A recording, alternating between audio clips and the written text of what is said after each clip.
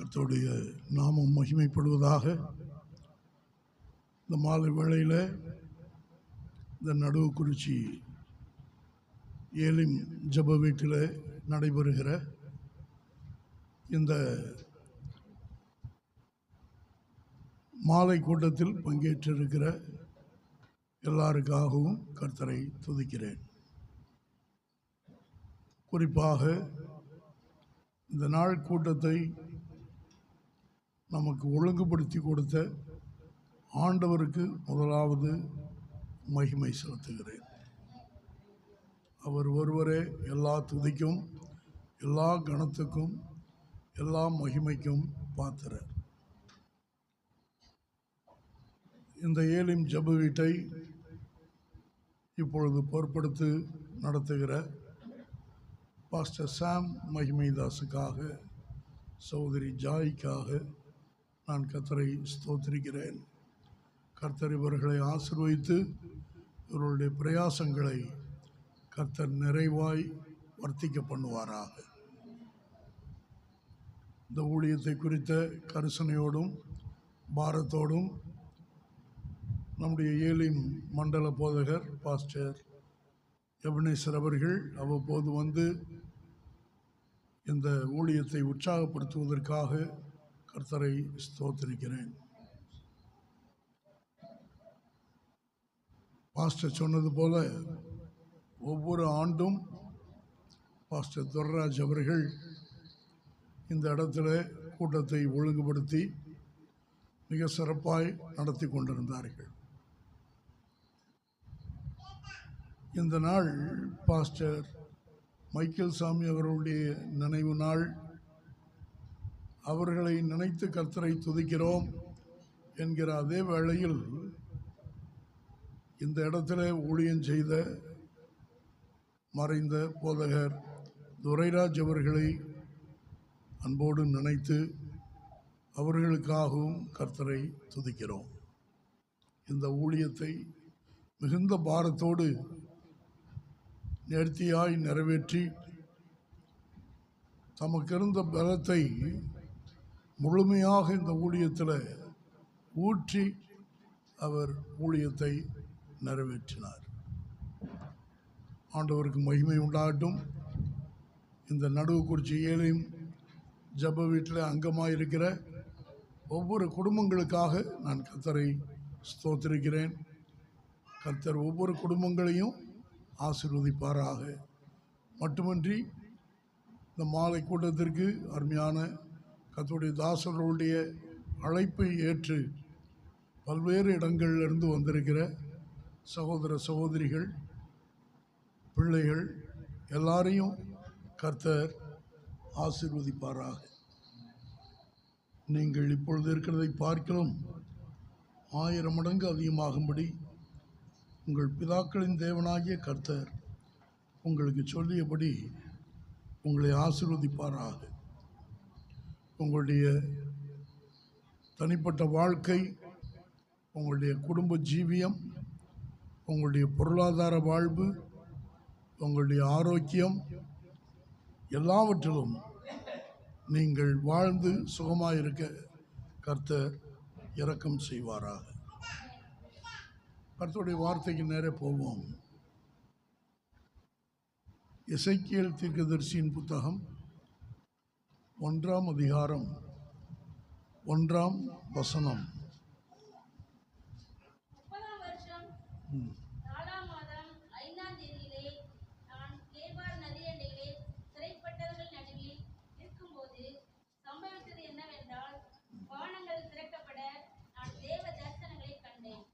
வானங்கள் திறக்கப்பட்டன. எசேக்கியேல் சொல்கிறார், வானங்கள் திறக்கப்பட நான் தேவ தரிசனங்களை கண்டேன். நமக்கு ஒரு ஆண்டவர் இருக்கிறார். அந்த ஆண்டவர் வானத்தையும் பூமியையும் உண்டாக்கின ஆண்டவர்.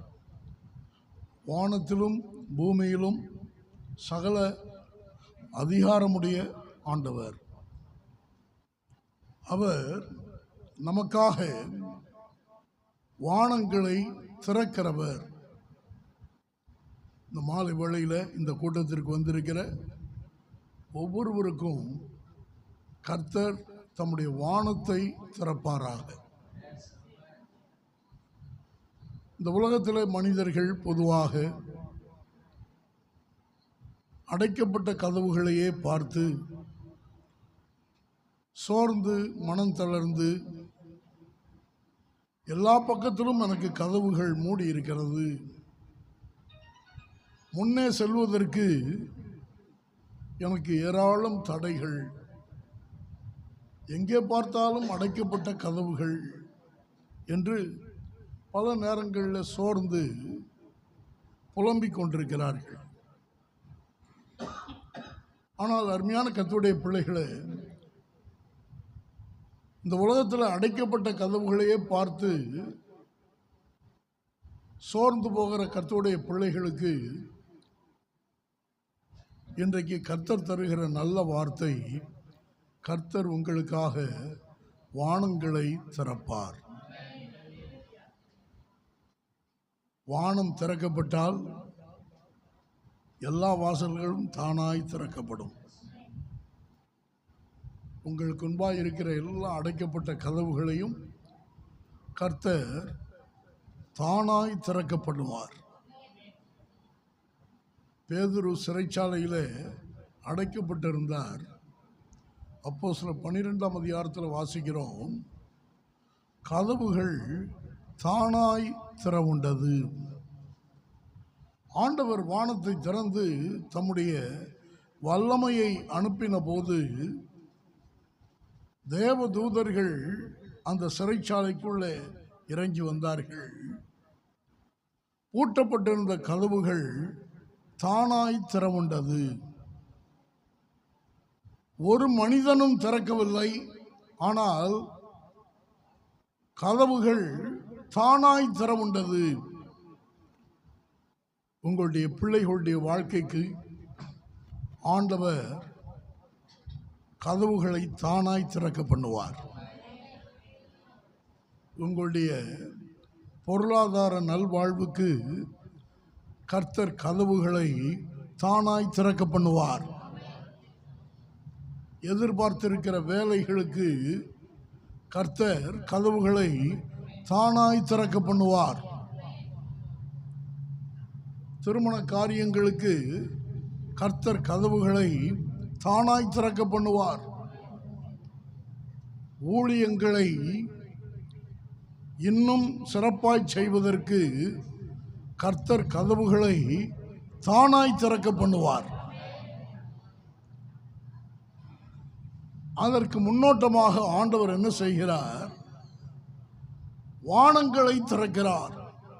எசேக்கியேல் இருந்த இடம் சிறையிருப்பு, பாபிலோன்.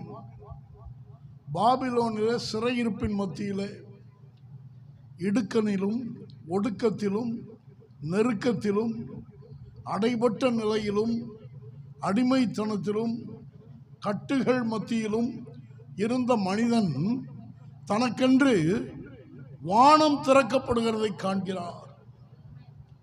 இன்றைக்கு அருமையான சகோதரனை சகோதரியே, உங்கள் வாழ்க்கை ஒடுக்கத்திலும் இடுக்கணிலும் கழிந்து கொண்டிருக்கலாம். ஆனால் கர்த்தர் உங்களுக்காக தம்முடைய கதவை திறப்பார். ஆண்டவர் திறக்கும் போது என்னென்ன நடக்கும்? வேதத்தில் பல காரியங்கள் எழுதப்பட்டிருக்கிறது. ஆனால் நான் சில காரியங்களை மாத்திரம் சொல்ல விரும்புகிறேன். காரணம், எனக்கு கூட போனால் 1/2 மணி நேரம் நிற்பேன். அந்த 1/2 மணி நேரத்துக்குள்ளே என் கால் ரொம்ப வீங்கிடும். ஆனால் அந்த 1/2 மணி நேரத்துக்குள்ளே நான் செய்தியை முடிக்கிறேன். முதலாவது, வானம் திறந்தால் வானத்திலிருந்து நமக்கு என்ன கிட்டும்? யாத்ராகமத்தின் புத்தகம் 16ஆம் அதிகாரம் 4ஆம் வசனம். யாத்ராகமம் 16ஆம் அதிகாரம் 4ஆம் வசனம்.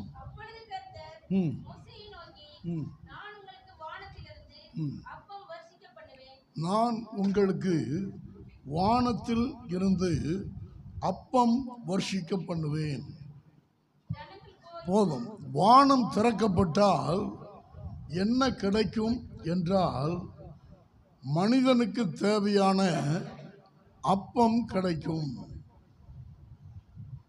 அப்பம் என்பது மனித வாழ்க்கையை பிழைப்பூட்டக்கூடியது. மனுஷனுக்கு தேவையான, மனுஷனுடைய பிழைப்புக்கு தேவையான காரியங்களை கர்த்தர் வானத்திலிருந்து அனுப்பி தருகிறார். 78ஆம் சங்கீதம் 23ஆம் 24ஆம் வசனங்களை வாசிக்க கேட்போம். 78ஆம் சங்கீதம் 23, 24 வசனங்கள். வானத்தின் கதவுகளை திறந்து மன்னாவை அவர்களுக்கு ஆகாரமாக வர்ஷிக்க பண்ணி வானத்தின் தானியத்தை அவர்களுக்கு கொடுத்தார். சங்கீத புத்தகத்தின் 105ஆம் சங்கீதம் 40ஆம் வசனம். 105.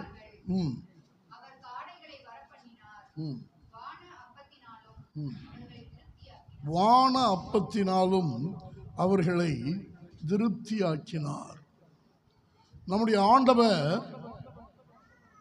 தேவையோடு தவித்து கொண்டிருக்கிற மக்களை திருப்தியாக்குவதற்காக வானத்தை திறக்கிறார்.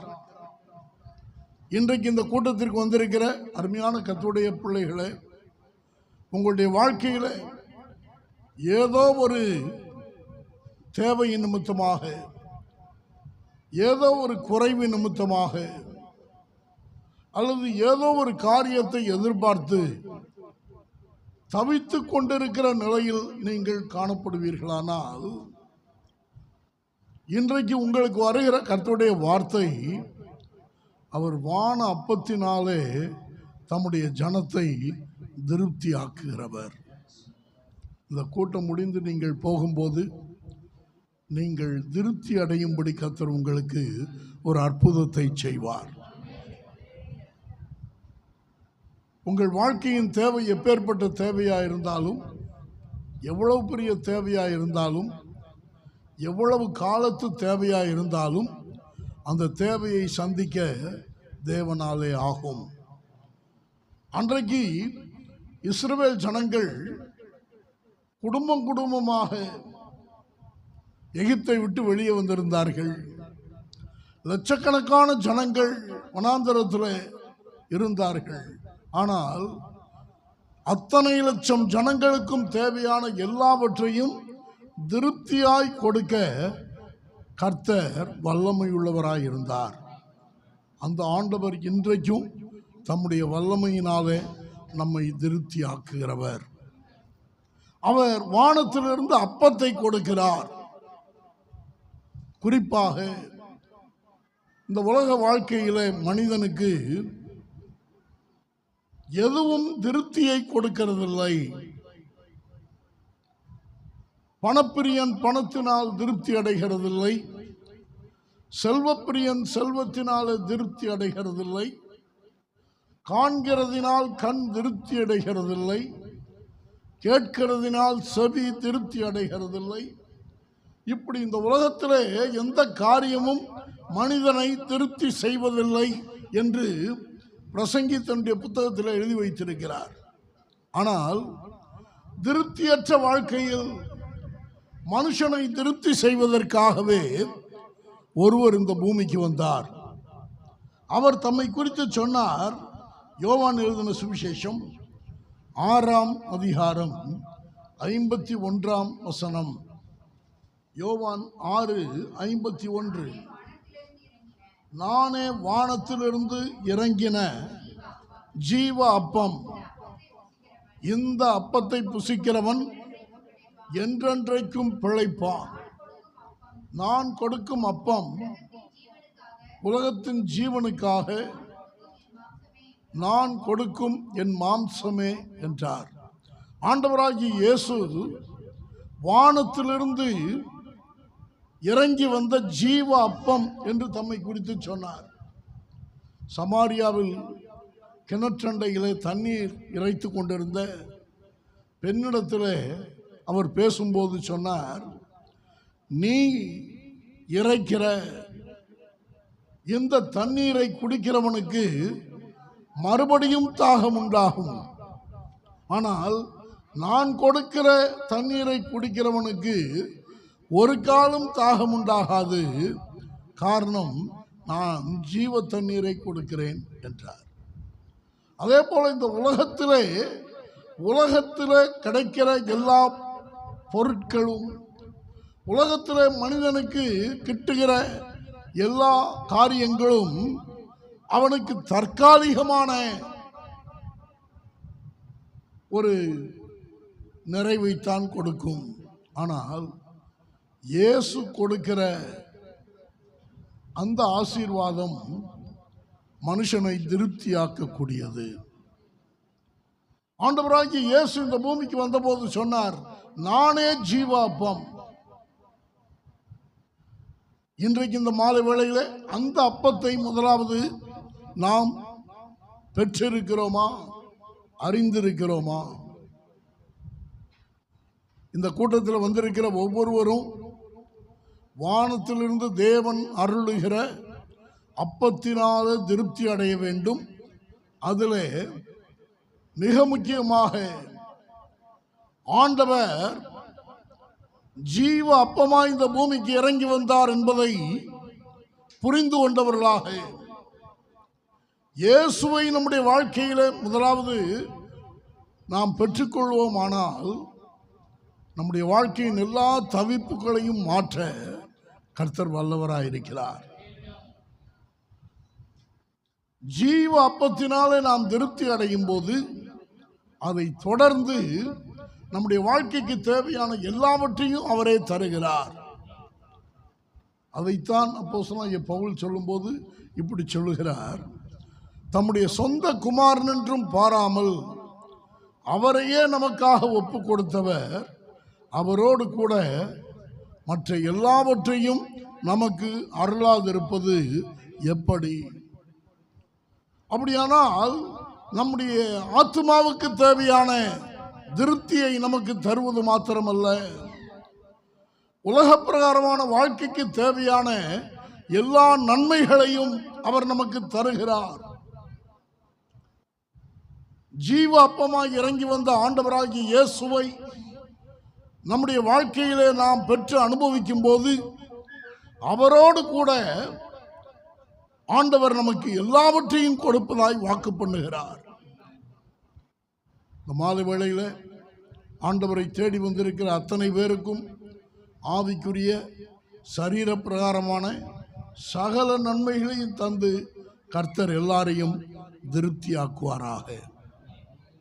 இரண்டாவது, வானம் திறக்கப்படும் போது என்ன கிடைக்கிறது? உபாகமத்தின் புத்தகம் 28ஆம் அதிகாரம் 12ஆம் வசனம். ஏற்ற காலத்தில் உன் தேசத்தில் மழை பெய்யவும் நீ கையிட்டு செய்யும் வேலைகளை எல்லாம் ஆசீர்வதிக்கவும் கர்த்தர் உனக்கு தம்முடைய நல்ல பொக்கிஷசாலையாகிய வானத்தை திறப்பார். நீ கடன் வாங்காதிருப்பாய், அநேக ஜாதிகளுக்கு கடன் கொடுப்பாய் என்று கீழே எழுதப்பட்டிருக்கிறது. அப்படியானால் ஆண்டவர் வானத்தை திறந்து நம்முடைய வேலைகளை ஆசீர்வதிக்கிறார். இங்கே வந்திருக்கிறவர்களில் சிலர் ஊழியம் செய்கிறவர்கள், சிலர் வேலைகளில் இருக்கிறவர்கள், இன்னும் சிலர் தொழிலோ வியாபாரமோ அல்லது கைத்தொழிலோ மற்ற பல காரியங்கள் செய்யக்கூடிய நிலையில் இருக்கலாம். நீங்கள் என்ன செய்து கொண்டிருந்தாலும் இங்கு ஆண்டவர் சொல்லுகிறார், நீ கையிட்டு செய்யும் எல்லா வேலைகளையும் ஆசீர்வதிக்கிறதற்கு அவர் தம்முடைய நல்ல பொக்கிஷசாலையாகிய வானத்தை உனக்கு திறப்பார். சென்னை பட்டணத்தில் ஒரு சகோதரி வீட்டு வேலை செய்து கொண்டிருந்தார். வீட்டில் வீடு வீடாக சென்று பாத்திரம் விளக்குவது, வீட்டை பெருக்குவது, இதில் வருகிற அந்த வருமானத்தில் தன்னுடைய பிள்ளையையும் அவர் காப்பாற்றி வந்தார். அவர் வீட்டு வேலை செய்து தன்னையும் தன்னுடைய பிள்ளையும் காப்பாற்றக்கூடிய நிலையில், ஒரு வறிய நிலையில் அவருடைய வாழ்க்கை காணப்பட்டது. ஆனால் அவர் ஆண்டவரை நம்பினார், ஆண்டவரை பற்றி கொண்டார். அவர் சென்று கொண்டிருந்த சபையின் போதகர் கற்றுக் கொடுத்த அந்த விசுவாச போதனைகளை தன்னுடைய இருதயத்தில் உள்வாங்கிக் கொண்டார். அந்த சகோதரியுடைய மகள் திருமண வயதை எட்டி நின்றபோது ஆண்டவருடைய கிருபையினால சென்னை பட்டணத்தில் ஒரு ஊழியருக்கு அந்த மகள் திருமணமாகி போனார். திருமணமாகி போன அந்த மகள் திருமணம் செய்து போன ஊழியர் ஆண்டவருடைய ஊழியத்தில் வளர துவங்கிய போது அந்த சபையில் இன்றைக்கு எத்தனை விசுவாசிகள் இருக்கிறார்கள் என்றால் 2000 விசுவாசிகள் இருக்கிறார்கள்.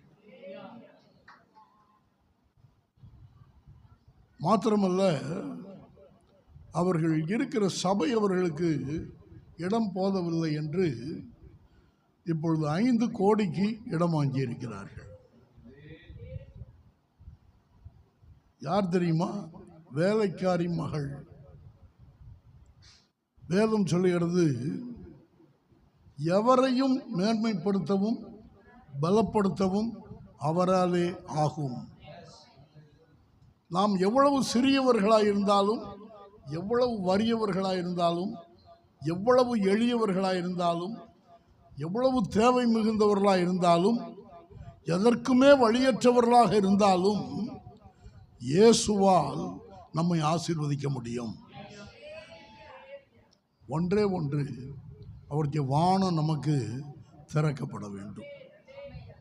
நீங்கள் கிராமத்திலிருந்து வந்திருக்கலாம், கிராமத்திலேயே குடியிருந்து கொண்டிருக்கலாம், உங்களுடைய வாழ்க்கை மிகவும் கஷ்டத்தில் கழிந்து கொண்டிருக்கலாம். ஆனால் இன்றைக்கு விசுவாசியுங்கள், நாம் ஆராதிக்கிற தேவன் வானத்தையும் பூமியையும் படைத்தவர். பூமியும் அதன் நிறைவும் கர்த்தருடையது. அந்த தேவன் நாம் கையிட்டு செய்கிற எல்லா வேலைகளையும் ஆசீர்வதிக்கிறவர். அந்த சகோதரி, அதாவது இந்த வேலை செய்து கொண்டிருந்த பெண்ணுடைய மகள் என்று சொன்னேன், இப்போ பெரிய சபைக்கு பாஸ்டர்மா. இப்போ அவங்க போகிறதே எல்லாம் தூரமாக ஒதுங்கி நின்று பார்க்குறான். என்னென்னா, அவங்க சர்ச்சை விட்டு வெளியே வந்தாங்கன்னா சர்ச்சு வாசலில் அவங்களுடைய இன்னோவா கார் வந்து நிற்கிது. அவங்க ஏறுறதுக்கு திறந்து விடுறதுக்கு ஒரு டிரைவர், அவங்க ஏறி போகிறது. ஆண்டவர் அப்படி உயர்த்தி வச்சிருக்கிறார். அவர் பட்சபாதம் இல்லாத தேவனாக இருக்கிறார். அவரால் எவரையும் ஆசீர்வதிக்க முடியும். உங்களையும் உங்கள் பிள்ளைகளையும் ஆசீர்வதிக்க கர்த்தர் வல்லமை உள்ளவராய் இருக்கிறார். உபாகமத்தின் புத்தகம் 33ஆம் அதிகாரம் 13ஆம் வசனம்.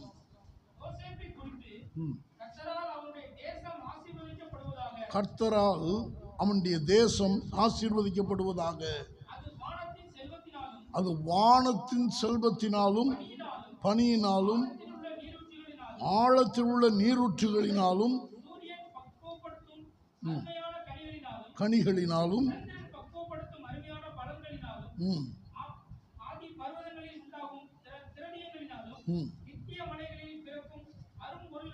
அரும் பொருட்களினாலும்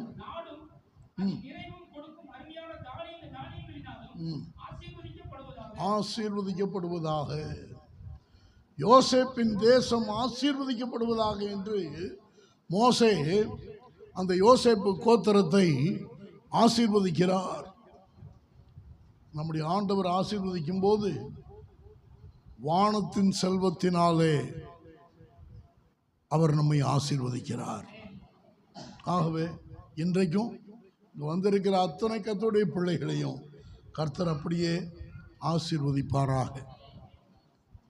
சின்ன சபையாக இருந்தாலும் சின்ன ஊழியமாக இருந்தாலும் ஊழியத்தில் இருக்கிற விசுவாசிகள் தேவனுடைய பிள்ளைகள் அவர்களுடைய நிலைமை ரொம்ப சாதாரண நிலையாக இருந்தாலும் நாம் கர்த்தரை உத்தமமாய் பின்பற்ற நம்மை ஒப்பு கொடுக்கும்போது ஆண்டவர் இடங்கொள்ளாமற் போக மட்டும் நம்மை ஆசீர்வதிக்கிறார். மல்கியாவின் புத்தகம் 3ஆம் அதிகாரம் 10ஆம் வசனம். மல்கியா 3:10. என் ஆலயத்தில் ஆகாரம் உண்டாயிருக்கும்படி தசம பாகங்களை எல்லாம் பண்டக சாலையிலே கொண்டு வாருங்கள். அப்பொழுது நான் வானத்தின் பலகணிகளை திறந்து இடங்கொள்ளாமற் போக மட்டும் உங்கள் மேல் ஆசீர்வாதத்தை வர்ஷிக்க மாட்டேனோ என்று, அதனால் என்னை சோதித்து பாருங்கள் என்று சேனைகளின் கர்த்தர் சொல்லுகிறார். ஆலயத்திற்கு வருகிற கர்த்தருடைய பிள்ளைகள் ஆண்டவருடைய வார்த்தைகளை கேட்பதோடு நின்று விடாமல் ஆலயத்திற்கு கொண்டு வர வேண்டிய கர்த்தருடைய பங்கை கொண்டு வந்து கர்த்தருடைய சமூகத்தில் படைக்கும் போது, அது சின்ன பங்காக இருக்கலாம், நமக்கு வருகிற வருமானம் சின்ன வருமானமாக இருந்தாலும் அதிலே ஆண்டவருக்கு கொடுப்பதில் உண்மை உள்ளவர்களாக இருக்கிறவர்களை கர்த்தர் எப்படி ஆசீர்வதிக்கிறார்? வானத்தின் பலகணிகளை திறந்து இடங்கொள்ளாமற் போக மட்டும் ஆசீர்வதிக்கிறார். அருமையான கர்த்தருடைய பிள்ளைகளை, கர்த்தருக்கு உண்மையாக இருந்து பாருங்கள், கர்த்தர் உங்களை ஆசீர்வதிப்பார். அடுத்து வானம் திறக்கப்பட்டால் என்ன நடக்கும்? நியாயாதிபதிகளின் புத்தகம் 5ஆம் அதிகாரம் 20ஆம் வசனம்.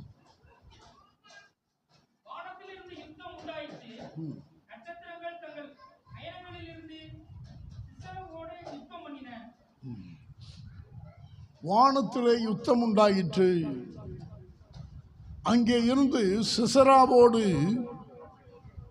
யுத்தம் பண்ணின என்று வானத்தின் சேனைகளை குறித்து சொல்லப்படுகிறது. கர்த்தருடைய படைப்புக்கள் சிசராவோடு யுத்தம் பண்ணின. சில நேரங்களில் மனுஷரை கொண்டு நடப்பிக்காத யுத்தத்தை கர்த்தரே வானத்திலிருந்து நடப்பிக்கிறார். இந்த உலகத்தில் தேவனுடைய பிள்ளைகளுக்கு பலவிதமான போராட்டங்கள் இருக்கிறது. அப்போஸ்தலனாகிய பவுல் சபையாரை பார்த்து சொல்லும்போது, வான மண்டலங்குள்ள ஆகாய மண்டலங்குள்ள சேனைகளோடும் துரைத்தனங்களோடும் அதிகாரங்களோடும் பிரபஞ்சத்தின் அந்தகார லோகாதிபதிகளோடும் நமக்கு போராட்டம் உண்டு என்று சொல்லுகிறார்.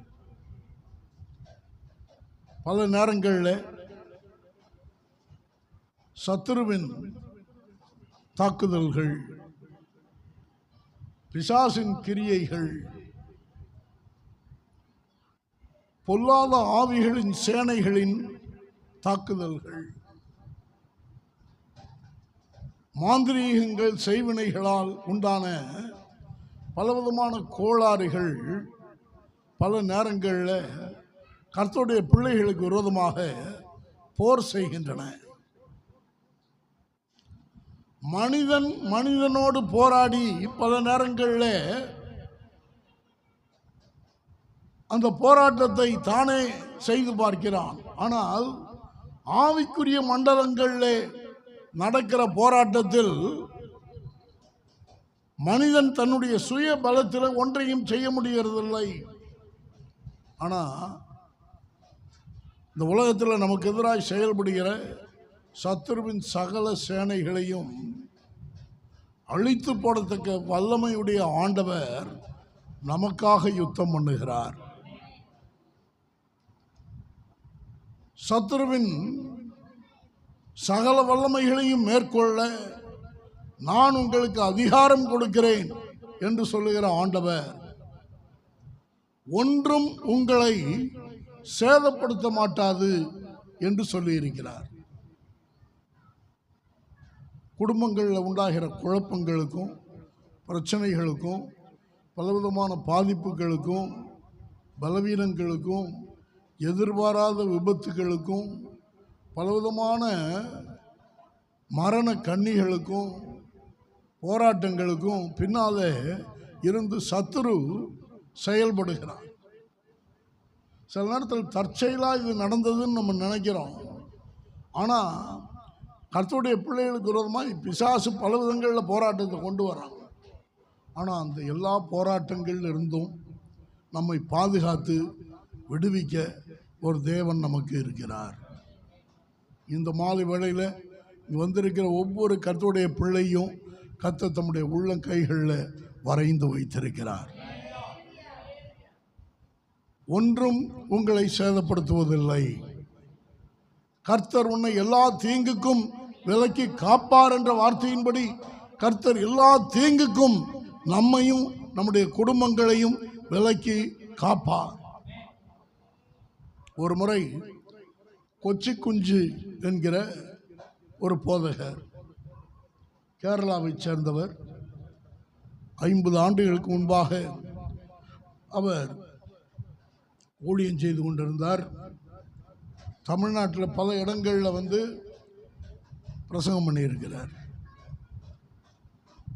அந்த கொச்சி குஞ்சு ஒரு நாள் ஒரு காட்டு வழியாக ஒரு கிராமத்திற்கு போக வேண்டியிருந்தது.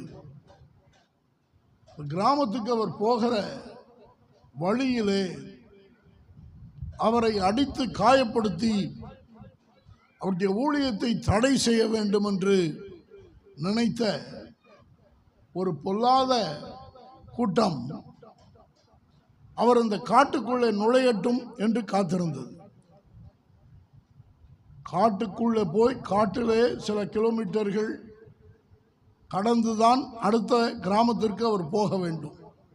ஆகவே நடு காட்டில் வைத்து அவரை அடிக்கலாம் என்று அந்த கூட்டம் நினைத்து கொண்டிருந்தது.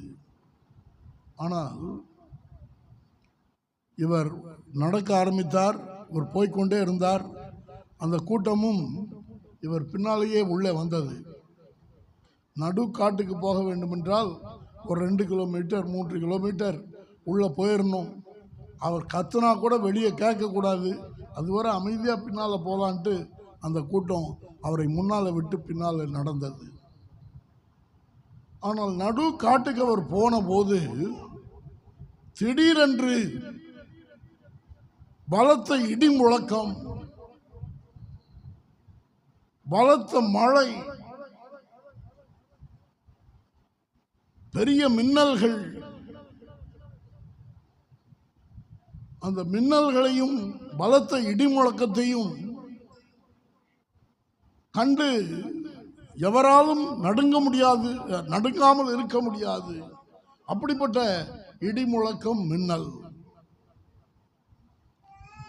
இவரோ வானத்தையும் பூமியையும் உண்டாக்கின தேவனுடைய ஊழியர், தோத்திரம் போட்டு போயிட்டு இருக்கிறார். ஆனால் அவரை அடிப்பதற்கு ஆயத்தமாக ஆயுதங்களோடு வந்த மக்கள்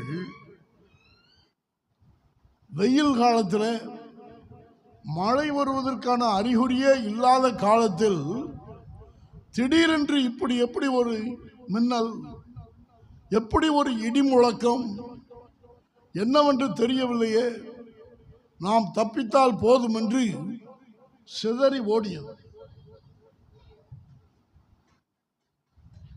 அந்த காட்டை கடந்து அடுத்த கிராமத்திற்குள் அவர் கால் எடுத்து வைக்கும்போது அந்த மின்னல் இடி முழக்கம் எல்லாம் நின்றுவிட்டது. கர்த்தர் வானத்திலிருந்து யுத்தம் பண்ணுகிறவர். மறுநாள் காலையில் அவர் அந்த கிராம ஊழியத்தை முடித்து திரும்ப வேண்டும்.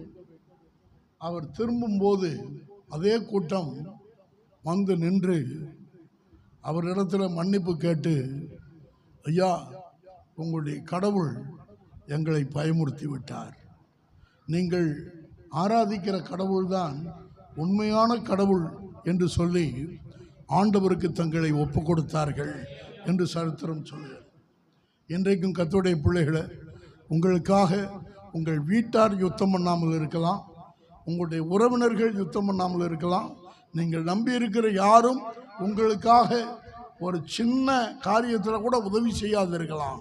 ஆனால் உங்களுக்காக யுத்தம் பண்ணுகிற ஒரு நல்ல ஆண்டவர் இருக்கிறார். அவர் வானத்திலிருந்து யுத்தம் பண்ணுவார்.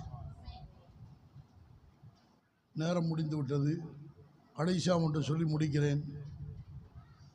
2 நாளாகமும் 7ஆம் அதிகாரம் 1ஆம் வசனம். 2 நாளாகமும் 7:1.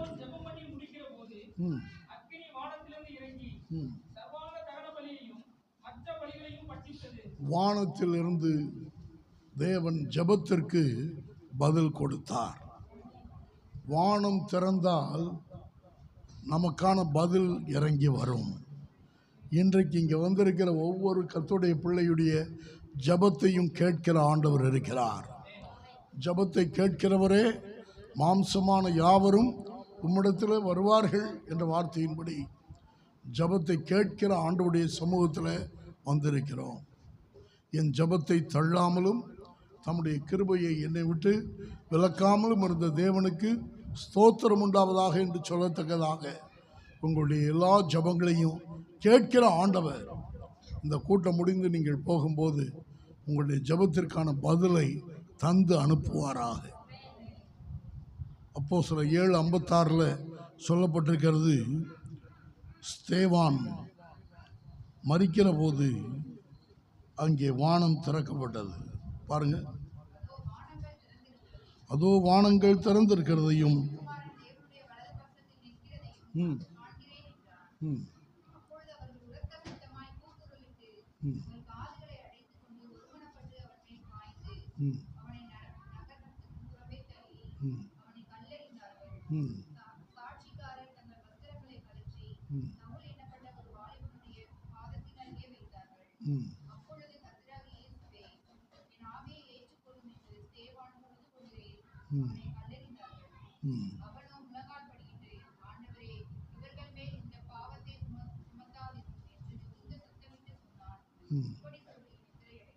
போதும்.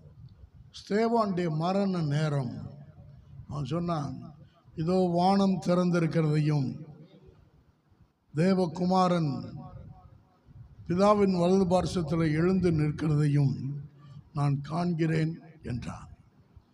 இந்த பூமிக்குரிய ஓட்டம் முடிந்து கர்த்தருடைய பிள்ளைகள் கர்த்தருடைய ராஜ்யத்துக்குள்ளே பிரவேசிக்க ஆயத்தப்படும் போது நமக்காக வானத்தை கர்த்தர் திறப்பார். இந்த உலக வாழ்க்கையோடு நம்முடைய ஓட்டம் முடிந்து போகிறதில்லை. ஆண்டவர் இந்த உலக வாழ்க்கைக்கு பிறகு ஒரு நித்திய வாழ்வை வைத்திருக்கிறார். ஆண்டவராகிய இயேசுவை ஏற்றுக்கொண்டு அவரை பின்பற்றுகிற, அவரை விசுவாசிக்கிற அத்தனை பேருக்கும் ஆண்டவர் நித்திய வாழ்வை வைத்திருக்கிறார். இந்த ஆலயத்திற்குள்ளே இருக்கிற கர்த்தருடைய பிள்ளைகள் மாத்திரமல்ல, சுற்றி வீடுகளில் இருந்து கொண்டு என்னுடைய சத்தத்தை கேட்கிற வாய்ப்பை பெற்றிருக்கிற எல்லா சகோதர சகோதரிகளுக்கும் சொல்லுகிறேன், உலக வாழ்க்கை குறுகியது. ஆனால் இந்த வாழ்க்கைக்கு பிறகு ஒரு நித்திய வாழ்க்கை இருக்கிறது.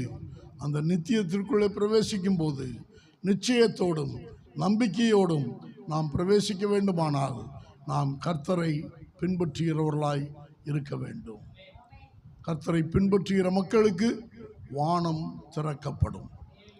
இன்றைக்கு இந்த மாலை வேளையில் ஆண்டவர் நம்ம எல்லாருக்கும் தம்முடைய வானத்தை திறந்து இப்பொழுது இங்கே சொல்லப்பட்ட அத்தனை நன்மைகளையும் ஆசீர்வாதங்களையும் நம்முடைய வாழ்க்கையில் தந்து நம்மை சந்தோஷப்படுத்துவாராக. கர்த்தர் நம்மை ஆசீர்வதிப்பாராக. ஆமென்.